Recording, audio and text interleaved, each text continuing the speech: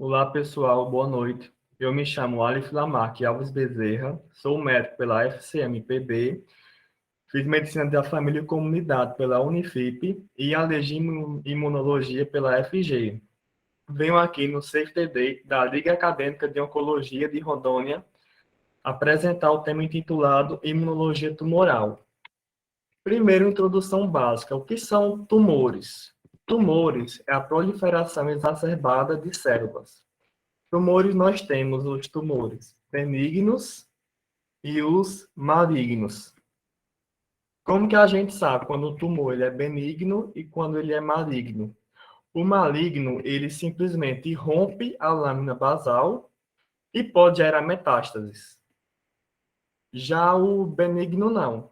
Essa é, diria, talvez a principal diferença. Quais que são os pilares do câncer? Há uma deficiência na telomerase. Por quê? Porque essa enzima ela é responsável pelo encurtamento dos telômeros quando ocorre a divisão celular. Se eu tenho uma deficiência na telomerase, então quando a célula se multiplica, ela não vai ter os telômeros mais curtos. O que isso pode ocasionar? Ela vai simplesmente se multiplicar, se multiplicar, se multiplicar indiscriminadamente. Caso não haja essa deficiência, ela tem seus telômeros mais curtos, ela entra na senescência e para de se multiplicar quando os telômeros ficam curtos. Tem que ter uma angiogênese sustentada. O tumor ele requer um alto aporte sanguíneo e um alto aporte de oxigênio, mas ele promove condições para que ele receba esse aporte que ele precisa. Tem que ser autossuficiente, tem que ter vários mecanismos para se evadir da morte celular programada e tem que ter uma insensibilidade aos sinais de inibição de crescimento. Eu cito o tocar na célula vizinha. Por quê? Porque quando uma célula ela toca na célula vizinha, é liberado um sinal de inibição do crescimento para parar de se multiplicar. E também tem que ter uma inativação dos genes supressores do tumor, para que eles não suprimam o tumor, ativar os oncogenes. Você já está por dentro do proto-oncogênio e oncogênico. O proto-oncogene, ele é só um risco, ele não é o causador do tumor. Já o oncogene, ele é o causador do tumor. Eu vou explicar um pouquinho mais na frente. O corpo, ele se tolera. Por que que o corpo se tolera? Porque se ele não se tolera, ele vai atacar o próprio corpo e aí não vai dar mais certo. Um exemplo. Existem pessoas que têm uma condição que o corpo não tolera, por exemplo, algum órgão dele. Então, ele vai ter uma doença. É como se ele tivesse uma alergia ao seu próprio órgão. O corpo vai se auto-atacar.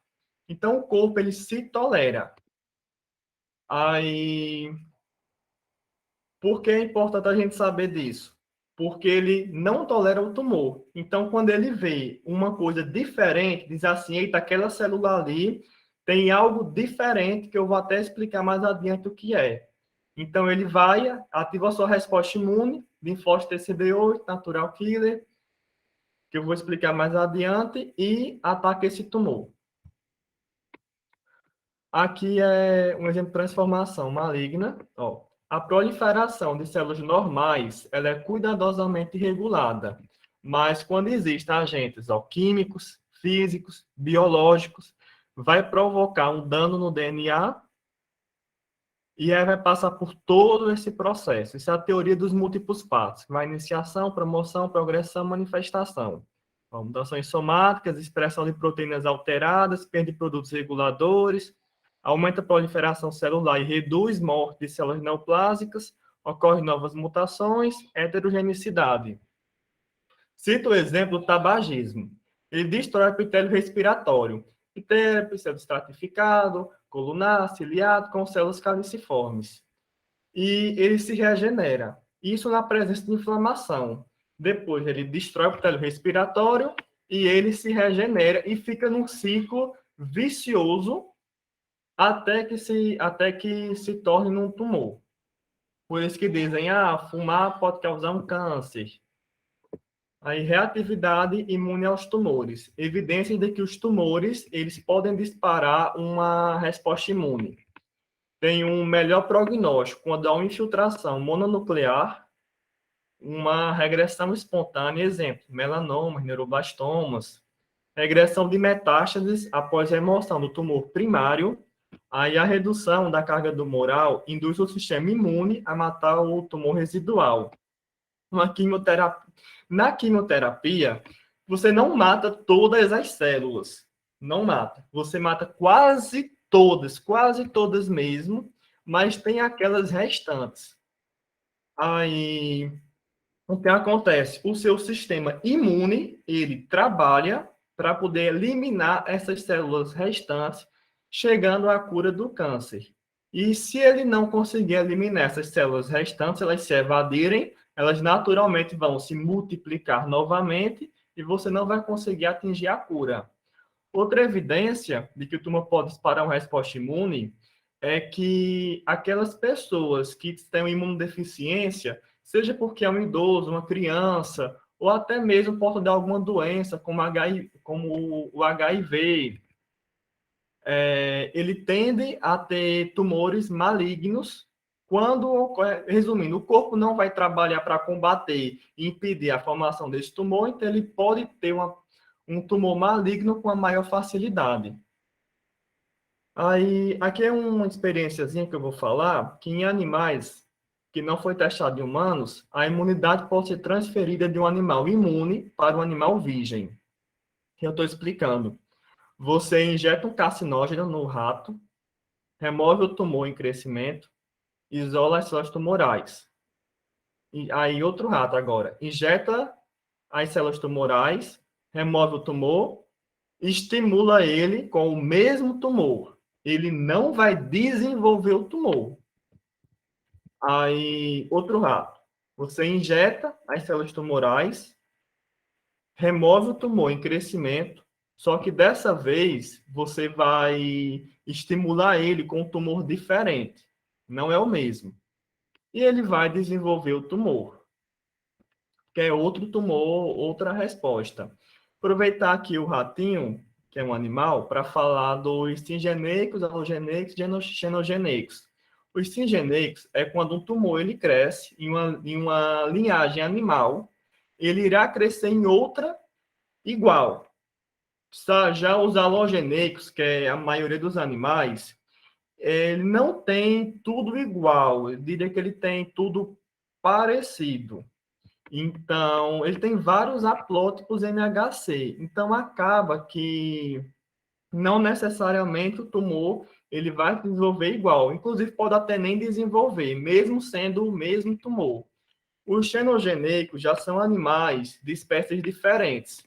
Então, como é outra espécie, outra resposta imune, ele pode simplesmente não se desenvolver. Ele pode se desenvolver em determinado animal de uma espécie e não se desenvolver em outro animal de outra espécie. Aí, qualquer dúvida, vocês podem ir perguntando, viu? Aí, antígenos tumorais. São proteínas normais expressas anormalmente, proteínas normais produzidas em grande quantidade ou antígenos específicos expressos em células tumorais. Aqui no produto em grande quantidade temos exemplos. Porque o que é que a gente precisa? Vamos lá. Ou é uma substância normal no nosso corpo, normal, você dosar, você vai encontrar. Só que aí ela é expressa numa grande quantidade, uma quantidade enorme. Aí pode desenvolver o tumor. Ou então a substância, ela está na quantidade normal, mas ocorre uma alteração na sua estrutura que pode provocar o tumor. Ou então é uma substância expressa de modo anormal, não é uma substância comum do nosso corpo, e essa substância que não é comum, ela pode evidenciar o surgimento de um tumor. Aí eu cito uns exemplos, o antígeno castroembrionário, o CEA. Os produtos de vírus oncogênicos funcionam como antígenos tumorais e provocam respostas específicas de células T, que podem servir para erradicar os tumores. Eu dou como exemplo o vírus Epstein-Barr, linfoma de células B, papilomavírus humano, no carcinoma cervical. A alfa-fetoproteína, ela é possível ser encontrada no carcinoma hepatocelular e câncer testicular. Tanto o CEA como o AFP, eles são comuns também em condições que não são tumores. No caso do AFP, ele pode estar aumentado, por exemplo, numa cirrose, numa hepatite. Aqui está um nível normal, mas quando se fala de CA, ele pode estar aumentado em até 5 vezes. Os vírus, eles podem ser provocadores de um tumor. E como veio o DNA, o HPV no tumor cervical, a hepatite B no carcinoma hepatocelular, o adenovírus, o vírus do RNA, o retrovírus, HTLV 1 e 2, leucemia de células T. Assim, não é uma aula de genética, mas vou dar uma introduçãozinha bem básica. Por exemplo, um retrovírus, vamos lá. O retrovírus, ele entra no nosso organismo e vai fazer o quê? Ele vai pegar parte do seu material genético e se misturar parte do material genético dele com uma célula nossa. Se nosso organismo não identificar que essa célula é uma célula alterada e tem que combater e destruir, essa nova célula vai se proliferar.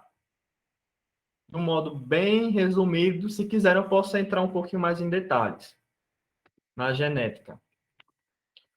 O reconhecimento dos aloantígenos. Alguns tumores são produzidos por mutantes oncogênicos de genes celulares normais. Muitos tumores, eles expressam genes que são necessários para a transformação maligna ou manutenção do fenótipo maligno. Aqui é uma imagenzinha que eu falo sobre as células dendríticas maduras, expressam sinais coestimulatórios. CD80, 86, interleucina 12, elas apresentam antígenos tumorais via MHC classe 1 para linfócitos naives CD8. Estão vendo? E via MHC classe 2 para os linfócitos T helper CD4. Estão vendo? Aí eu vou ver se já tem alguma pergunta no chat. Não, não tem. Continuar. Doutor, se puder explicar um pouquinho mais a fundo essa parte aqui. Sim, sim. Ó, o que acontece? Vamos lá. Se essa interação ela ocorrer num ambiente inflamatório, os linfócitos T helper,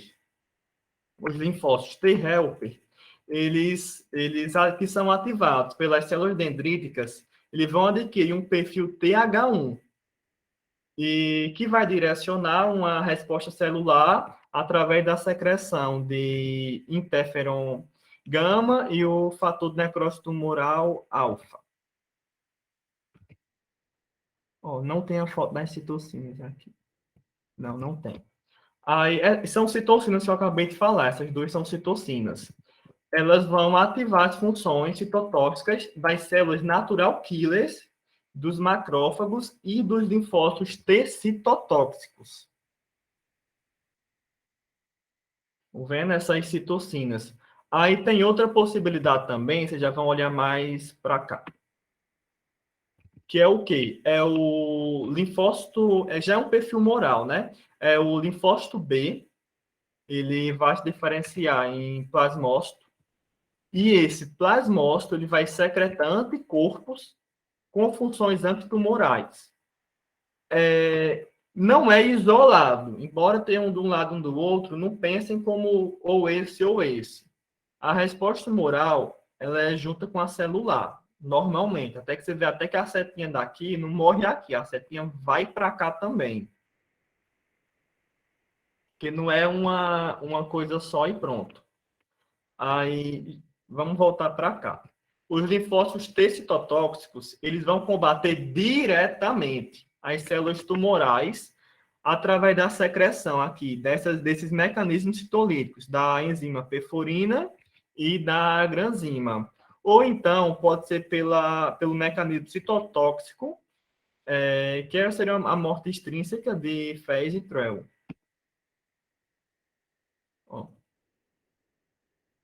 Aí, passando. A teoria da imunoedição tumoral. Sim, deu para entender, não foi? O passado? Certo. Teoria da imunoedição tumoral. Ó, a gente tem aqui uma célula normal, vai passar por um estresse genotóxico, vai ocorrer a transformação tumoral, célula tumoral, uma alta imunogenicidade tumoral. Tem os ligantes das natural killers, os sinais de perigos, os antígenos tumorais. Vocês entenderam o desenho? Se o hospedeiro for imunodeficiente, no hospedeiro imunodeficiente, vai acontecer isso aqui que vocês estão vendo. Agora, se ele for imunocompetente, o imunocompetente,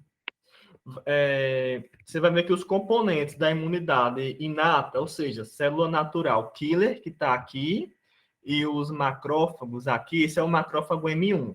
Vou explicar porque tem um M2 também.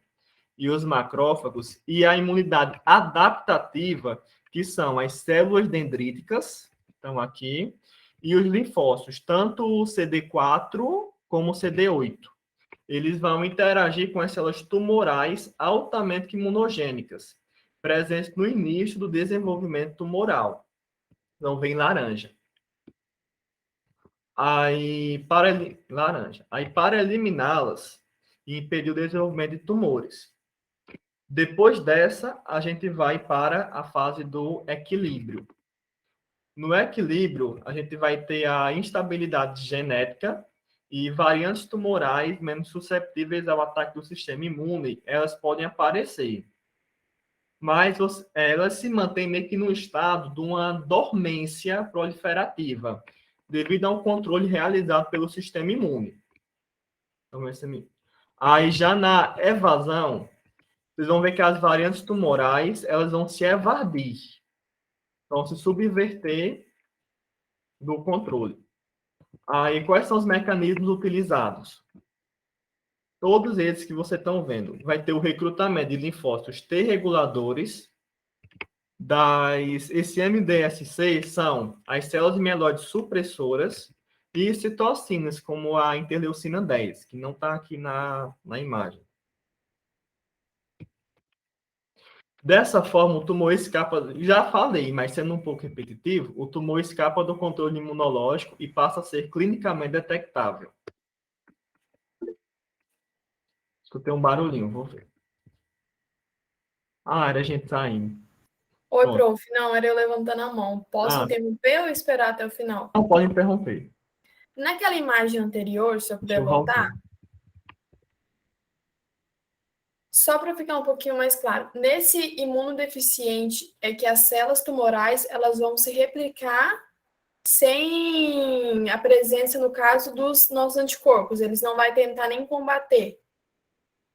Isso. Numa imunodeficiência, vamos dizer, absoluta, a gente não... Porque na prática, mesmo baixa, vai ter a defesazinha pequena que não vai ser efetiva. A imunodeficiência absoluta, a gente não vai ter defesa para combater esse tumor, porque o que não vai tentar chegar no equilíbrio, né? Isso. No caso, ele chegou no equilíbrio quando no caso, no imunocompetente. Isso mesmo. Não vai passar pela teoria dos 3 E's. Basicamente, eu falei vários mecanismos, mas se fosse frisar os importantes, diria que são linfócitos TCD8, TCD4 tem sua importância também, mas principalmente o TCD8 e as células natural killers. Elas têm um balanço, vou até adiantar, que é meio pelo mecanismo MHC. Que o que acontece? Quando o MHC classe 1, principalmente, ele tá nos níveis normais, nós temos uma inibição das natural killers e uma estimulação de um linfócito TCD8. E aí, o que acontece? O linfócito TCD8, ele é o melhor do sistema imune para poder combater o tumor. Então, ele vai estar alto e vamos ter uma boa resposta contra o tumor. Alguns tumores, eles conseguem inibir o MHC. Então, se a gente não tem o MHC está baixo, Então, o linfócito TCD8, ele também vai estar baixo. Só que como o MHC está baixo, ele não vai estar inibindo as células natural killers. Então, as natural killers vão estar lá em cima. Não são os melhores, mas são os segundo melhor, vamos dizer assim. Depois do linfócitos T, o segundo melhor natural killer. Então, e ele vai combater o tumor. Nosso organismo é muito inteligente, ele já pensou nisso. Eu vou ter uma célula e vou ter uma de reserva, sendo que essa reserva só vai ser ativada se alguém tentar encontrar uma forma de impedir essa célula. Entendeu? Nosso organismo é tão inteligente que até nisso ele pensou. Então, meio que é assim que a gente combate. Aí diz, se é assim tão lindo, por que que alguns tumores eles existem? Porque, teoricamente, é o linfócito T. Se ele consegue uma forma de impedir o linfócito T, a natural killer vai lá. Então, por quê? Porque existem alguns tumores que eles conseguem, eles têm mecanismos que conseguem se evadir da natural killer e eles agem no MHC classe 1. Então por MHC está baixo, o linfócito TCD8 vai estar baixo, natural killer vai subir, mas o tumor ele se evade do natural killer. Aí por isso que ele existe, porque os principais mecanismos de combate vão ser ineficientes. Tanto é que as melhores medicações, que eu ia até falar mais na frente, para combater o tumor são os inibidores dos inibidores. Ele vem lá inibir e aí vai inibir o inibidor dele. Existem, claro, as medicações efetoras, as medicações que vai agir diretamente os mecanismos, mas não são as melhores hoje em dia, que as que mais estão utilizando são os inibidores dos inibidores. Sim, deu para entender? Certo. Aí o reconhecimento dos haloantígenos. As células natural killer, linfócitos T helper e T citotóxicos são as principais células efetoras da resposta imune antitumoral. Aí aqui são os mecanismos de ativação e inibição das células natural killers, que tem as teorias, o missing self e o altered self. A inibição da ativação das células natural killers, ela ocorre após a interação do seu receptor inibitório, que é o KIR, aqui, receptor inibitório KIR, com o MHC classe 1. Aí numa célula, obviamente, saudável, que não, obviamente, não vai expressar nenhuma molécula, nenhum receptor ativador da natural killer. Até agora, tá dando para entender? Isso aqui é importante. Pronto. Aí, se houver uma maior expressão, ativação, que eu acabei de falar, resumindo, para não ser muito repetitivo, é aquilo que eu falei. Se tem uma MHC classe 1, ele está normal, natural que ele inibido, TCD8 elevado. Classe 1 inibido, natural que ele é alto, TCD8 baixo. Aí, vendo aqui, com as citocinas, como interferon-gama e proteína tóxica, perforina, isso aqui que eu também falei naquela imagem lá atrás, que eu já adiantei esse assunto. Aí, o outro mecanismo, inclusive esse missing self, ele tem um nomezinho que é a teoria não, é o mecanismo do corpo suficiente. Tem um nomezinho bem bonito, uma frase que resume muito ele. O mecanismo não me vem agora na memória, mas tem um nomezinho que resume bem muito ele, que é justamente isso. Quando um não pode, o outro pode. Aí o altered self é o quê? É onde a célula-alvo tumoral vai expressar o MHC classe 1. Só que vai ter um estresse decorrendo da transformação tumoral. Então, também vai expressar grandes quantidades de ligantes de natural killer G2D. Então, os MKG2D. Mecanismo de ativação e inibição, ainda estamos aqui. Vou botar de novo meu apontador. A evasão imune realizada pelos tumores envolve linfócitos T reguladores, células mieloides supressoras e as moléculas de interleucina 10. Os mecanismos supressores dos linfócitos T reguladores, vamos lá, linfócitos T reguladores, podem induzir tolerância imune e ou suprimir respostas inflamatórias. De modo a resumir o que foi dito, para poder fixar. O que é que tem?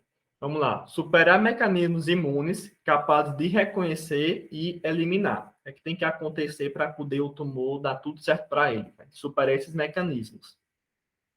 Meio que existem os estimuladores e os inibidores.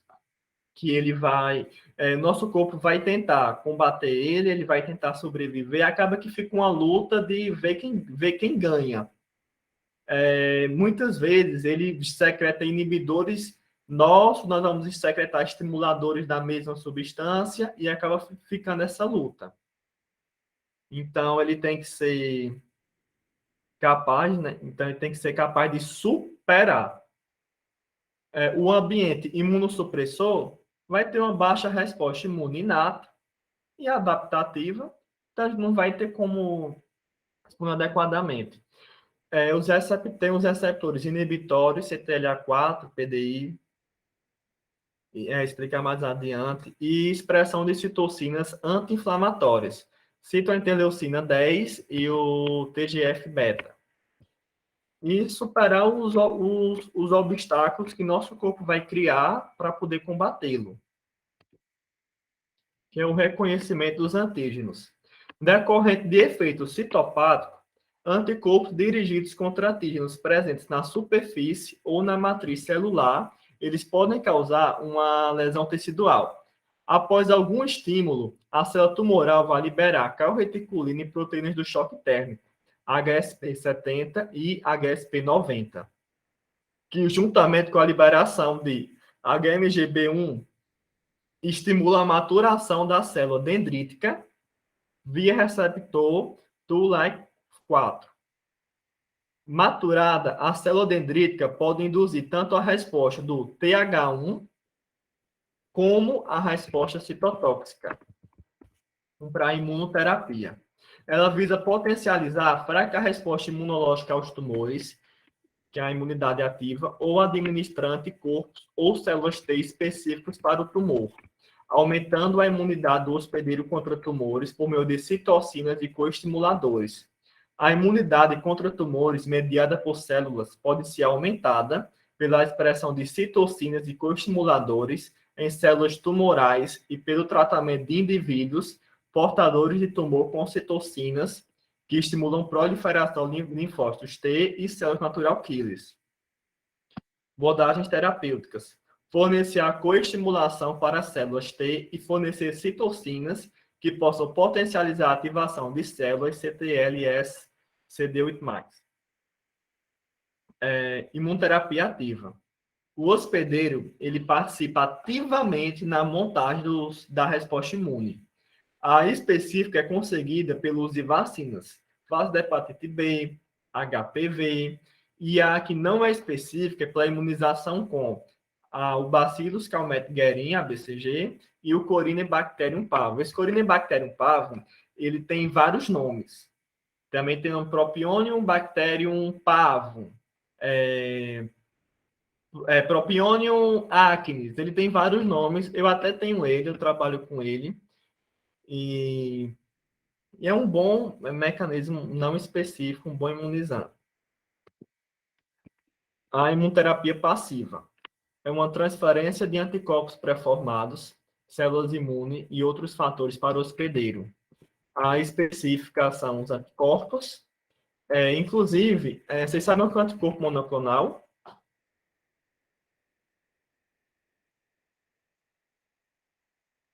Vou subentender que não.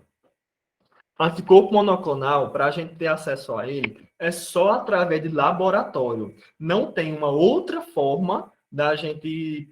Não tem uma forma natural, não é natural o anticorpo monoclonal. O que é ele? De uma forma bem resumida, são anticorpos criados em laboratório com uma resposta específica. Eles são multiplicados. Como é? A gente pega um anticorpo que ele vai agir de tal forma. O anticorpo, ele, quando injetado no nosso corpo, ele vai simplesmente agir em tais receptores, fazer tal coisa. A gente multiplica ele por milhões de vezes, e aí, quando uma pessoa tem um tumor e a gente quer atingir esses receptores específicos, que aí eu já sei qual que é o tumor da pessoa, eu já sei qual que são os prováveis receptores que ele está atingindo, não quero mandar alguma coisa específica, eu quero atingir tal receptor e ponto. Eu me utilizo de um anticorpo monoclonal, que ele vai fazer exatamente isso em qualquer pessoa. Vai ter a mesma função, vai agir da mesma forma e na mesma intensidade. Vamos lá. Aí das não específicas, a gente tem a transferência adotiva de linfócitos, células dendríticas pulsadas com antígenos tumorais, citocinas e células tumorais infectadas com o gene da citocina. Os inibidores de checagem imunológica. A interação do PD1, PDL1 inibe a proliferação, sobrevivência e funções efeitoras dos linfócitos T. E, em contrapartida, promove a diferenciação de linfócitos TCD4 em células T reguladoras FOXP3. Um anticorpo anti-PD1, um exemplo, o nivolumab, ele vai inibir a interação PD1-PDL1. Então, ele mostra uma atividade em pacientes com vários tipos de tumores e leva a respostas duráveis e benefícios clínicos em pacientes que falharam em outras terapias. Ou seja, aquilo que eu falei anteriormente, tá vendo como os conhecimentos, eles se cruzam, eles se completam. Então, ele já tem essa função, a gente tem, sabendo mais ou menos qual o tumor, qual o mecanismo, a gente tem uma noção mais ou menos de onde a gente deve agir. Aqui estão os inibidores da checagem imunológica, continuando o mesmo assunto. Após a interação do receptor de célula T com o complexo MHC, pode haver interação das moléculas CTLA4 com o B7, que eu tinha falado antes, do segundo sinal, e PD1 com o PDL1. Essas interações, podem seguir aqui pela imagem, elas vão inibir a ação citotóxica das células T contra o câncer. Então, vai utilizar anticorpos específicos contra CTLA4 e ou PD1 para poder inibir as interações e liberar a ação citotóxica da célula T. Um exemplo, o ipilimumab, que é o utilizado no tratamento do melanoma, ele é um anticorpo anti-CLA4, que aí vai utilizar essas funções. Vou procurar aqui na imagem, que o CTLA4, o B7, célula T, MHC. Passando. Que é a transferência adotiva de células T. Aqui é meio que uma engenharia das células T. Então, primeiro vai ser coletada as células T, obviamente. Após a coleta, elas podem ser manipuladas geneticamente para expressar receptor de interesse, como, por exemplo, o receptor do antígeno quimérico. Então, vê que vai ter a expansão. Depois, o passo 4, após a reinfusão das células T, que já foram modificadas, elas vão reconhecer, as células T vão reconhecer os antígenos tumorais,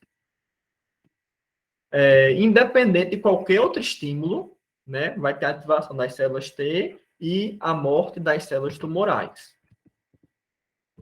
Corpos antitumorais. Quando os anticorpos monoclonais eles reconhecem sem antígeno e cobrem a célula tumoral, além deles inibirem a ação do antígeno, eles vão deixar a porção FCR presente nas células natural killers. Então, isso vai levar o quê? Pelas perforinas de enzimas, a lise da célula tumoral. Um outro exemplo aqui é a fagocitose, os macrófagos. Eles podem reconhecer a porção FC livre, que é essa porção aqui. Não está na imagem dizendo, mas é essa aqui. Podem confiar. ele vai iniciar o processo de fagocitose da célula tumoral. Ele vai fagocitar essa célula. Quais são as utilidades dos marcadores tumorais? Vão ajudar no diagnóstico, eles não vão dar um diagnóstico, é uma ajuda no diagnóstico,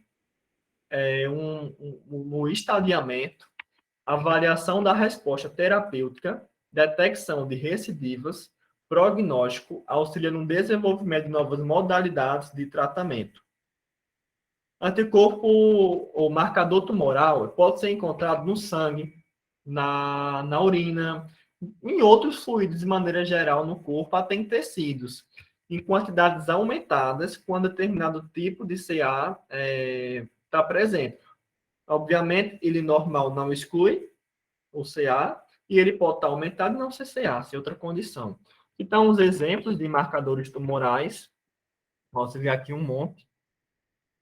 O marcador ideal é aquele capaz de ajudar no diagnóstico precoce das neoplasias e da sua origem, estabelecer a extensão da doença, monitorar a resposta terapêutica, detectar precocemente uma recidiva, ser órgão-sítio específico e ter uma meia-vida curta. Aqui está uma tabela com alguns marcadores tumorais. Eu vou me aproximar para ler. Eu não vou ler a tabela toda, obviamente, isso aí vocês... É decoreba, vocês vão decorar depois. Caso vocês vão ver que na prática, quando começar os estágios, vão absorver isso aqui com uma facilidade maior. Mas dizer só os principais. Alfa-fetoproteína, ó, aqui estão os principais tipos de câncer, como é a amostra e a utilidade. É o hepático germinativa, deixa eu procurar outra aqui. Aqui, BRCA1 e 2, que é o mamário ovariano. Cromogranina A, que é o neuroendócrino. PSA, o antígeno prostático, que é o que se dosa até de rotina, né, em pacientes acima de 50 anos, como uma triagem de câncer de próstata. Inclusive, tem até uma pesquisa que mostrou que se você não fizesse o toque retal, fizesse só o PSA e não fizesse o toque retal de rotina em pacientes, você deixaria de diagnosticar 12% dos casos de câncer de próstata. E se você fizesse só o toque retal e você não fizesse a dosagem do PSA nos pacientes que estão na idade para poder tentar diagnosticar o câncer de próstata, você deixaria de diagnosticar aproximadamente pouco mais de 40% dos pacientes com câncer de próstata. Ó, não está aqui na tabela, mas eu vou falar. A cálcio que é importante. Não está na tabela, não quer dizer que não é importante, é importante. Vocês saberem, a calcitonina, ela serve para monitorar o câncer medular da tireoide, e a beta-2 microglobulina, leucemia, linfoma, mieloma múltiplo. Isso também, o CA199, que é o pancreático, vesícula, ducto biliar e gástrico. Cromogranina A, neuroendócrino. E vocês vão vendo. Tirem uma foto, uma print. Prof, Sim, eu sei que na medicina nem sempre nem nunca. Porém, acontece muito da pessoa ter o tumor e o marcador tumoral dar normal ou até menor do valor da referência? acontece. Eu tinha dito no começo que pode ser aumentado ou normal, mas ocorre uma alteração na estrutura. Quando ele está normal, por isso que ele não é para diagnóstico, ele é o quê? É uma evidência a mais. Você já está pensando naquilo, o marcador de alterar, tem uma evidência a mais para pensar no diagnóstico. Mas ele normal também não exclui, porque ele pode estar em níveis normais, só que acontece uma alteração na estrutura dele, e aí ele pode sim ser um oncogênio, ao invés de ser um proto-oncogênio, porque teve essa alteração na estrutura.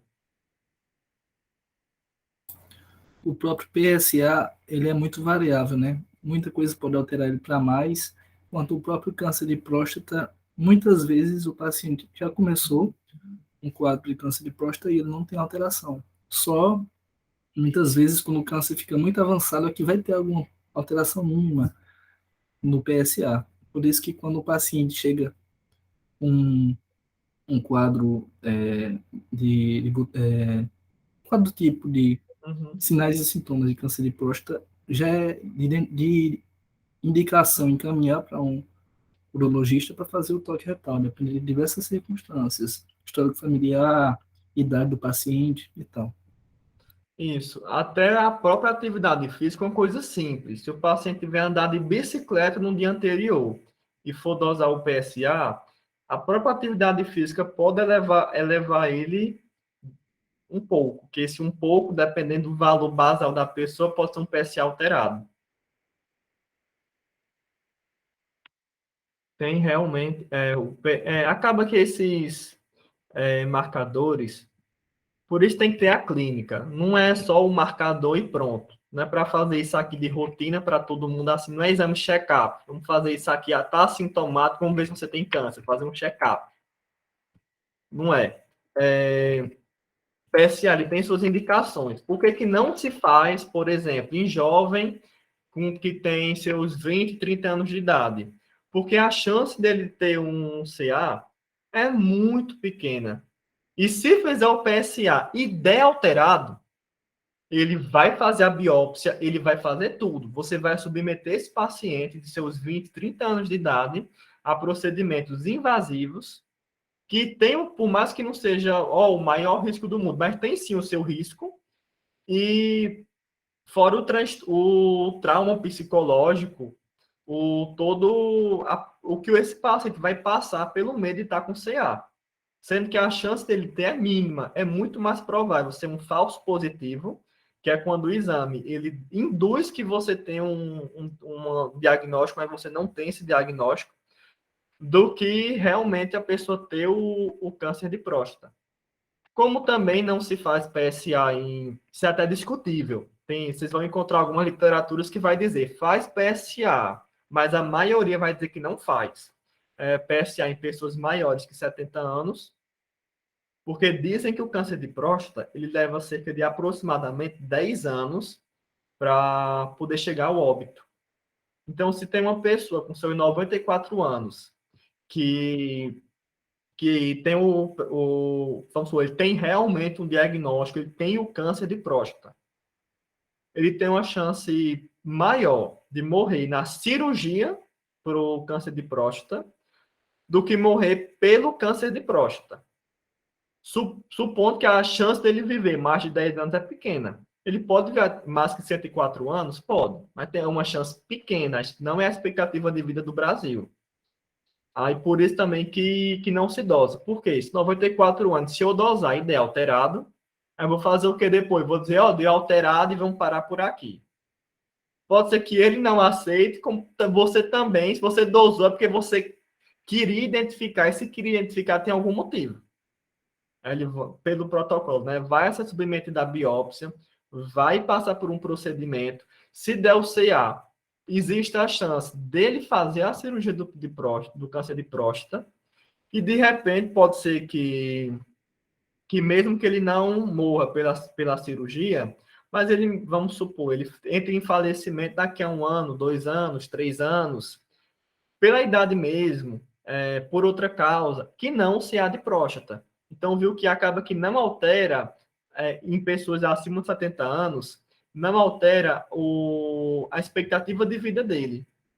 Normalmente, quando morre, é por outras condições. Aí, como eu disse, é meio conflitante essa parte da literatura. Se alguém tiver encontrado diferente em algum canto, é porque realmente tem lugares que dizem diferente. Mas, em termos de maioria, vai dizer dessa forma. Aqui está as referências utilizadas. E é isso, eu agradeço pela atenção, minha indeferida. Aqui está canais de comunicação, aqui está meu e-mail. Eu fico aberto para se alguém tiver mais alguma dúvida, algum comentário que queira fazer.